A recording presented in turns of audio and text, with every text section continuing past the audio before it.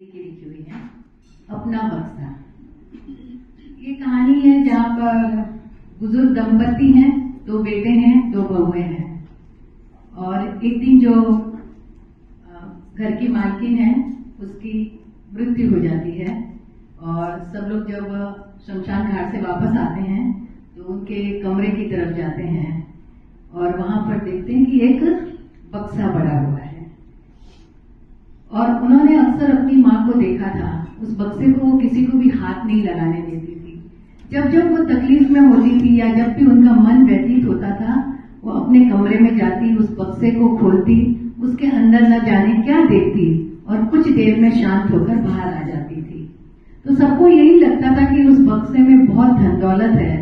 तो पति भी ये सोचता, मेरी कैसी पत्नी है, कभी हमको पैसा नहीं देती है, कंजूस है, अंदर छुपा के रखा है। बेटे बहुएं सब यही सोचते थे कि माँ कैसी है, हमें कुछ देती नहीं है। तो अब जब शमशान घाट से आए हैं, माँ की चिंता तो एक तरफ, सबको उस बक्से की पड़ी है कि सबसे पहले जाकर हम देखें कि उस बक्से के अंदर क्या है। और सब जाते हैं और बक्सा खोलते हैं तो उस बक्से में एक तस्वीर निकलती है। एक बहुत ही युवा एक लड़के की तस्वीर होती है, उसमें एक चिट्ठी होती है। कोई इसे देखता नहीं, लेकिन बहुएं आपस में एक दूसरे को इशारा करती हैं और पति को कहती हैं, देखो ये तुम्हारे माता का कोई अफेयर पहले का था जो खुला है आज जाकर, है ना। और वो बाप को भी इसी तरह से लगता है कि मम्मी का किसी से पहले अफेयर होगा और उसी को देखती थी। और वो सब कमरे में जैसे व्यंग्यात्मक हंसी हंसते हुए सब लोग बाहर चले जाते हैं और पिता को उसी कमरे में छोड़ देते हैं।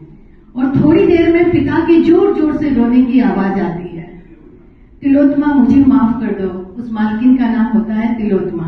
तिलोत्मा मुझे माफ कर दो, तिलोत्मा मुझे माफ कर दो।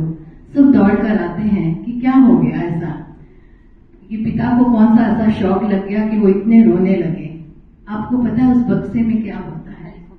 उस बक्से में अपने पति की युवा के समय की एक तस्वीर होती है और एक चिट्ठी होती है उस समय की, जब वो शादी कर परदेश जाता है और वहां से एक चिट्ठी लिखता है कि मैं तुम्हारा नालायक पति हूँ, तुम्हारा ध्यान भी नहीं कर सकता हूँ, तुमको मैंने गांव में छोड़ दिया, मैं यहाँ आ गया। ये 4 लाइन का ये प्रेम पत्र है। और बाद में वो पति बदल जाता है, कभी पत्नी से बहुत अच्छे से बात नहीं करता, प्रेम नहीं करता, लेकिन इन 4 लाइनों के सहारे वो अपनी पूरी जिंदगी काट देती है। जब जब दुखी होती है, पति से दुखी होती है, बच्चों से दुखी होती है, उसी चिट्ठी को जाकर पढ़ती है और उसी के सहारे वो अपना पूरा जीवन गुजार देती है। एक स्त्री की संवेदनाओं से भरपूर ये कहानी है, जिसे पढ़ते पढ़ते आपकी आंखों में आंसू आ जाएंगे। हम सबकी जिंदगी में यही होता है कि हम महिलाएं बहुत ही नाजुक दिल की होती हैं, कितना भी झगड़ा हो जाए, लेकिन दूसरे दिन पति 1-2 मीठे बोल बोल देना तो हम सारा सब कुछ भुला देती हैं, उन्हें माफ कर देती हैं। क्योंकि हम में से कोई घर तोड़ना नहीं चाहता है, हर कोई घर बसाना चाहता है, कितनी भी तकलीफ आ जाए। क्योंकि हमारे उम्र की, आज की जनरेशन की बात अलग हो गई है कि वो तो बराबर के उस पे आ गए हैं कि तुम नहीं कर सकता तो मैं भी नहीं कर सकती सहन, वो बात नहीं। लेकिन हमारे जमाने की जब ये बातें थी तो हम किसी तरह से अपने परिवार को बचा कर रखती थी। तो कभी मौका मिले तो ये कहानी जरूर पढ़ना और आपको पढ़ते पढ़ते मतलब बहुत सुकून मिलेगा ये कहानी को, और कहीं ना कहीं आप उससे जुड़ जाओगे। क्योंकि हम सबके जीवन में कभी न कभी ऐसी कोई घटना आती है, तब हम व्यतीत होते हैं और सोचते हैं कि घर छोड़ के चली जाओ। ये मतलब ऐसा होता है, कहाँ भगवान ने मुझे किस किस पल्ले बांध दिया। हम सबने एक बार तो कभी जिंदगी में सोचा ही होगा, लेकिन फिर कोई ऐसा पल हम याद कर लेते हैं प्यार भरा और उसके सहारे फिर जीवन को गुजार लेते हैं। तो यही कहानी है अपने बच्चे की।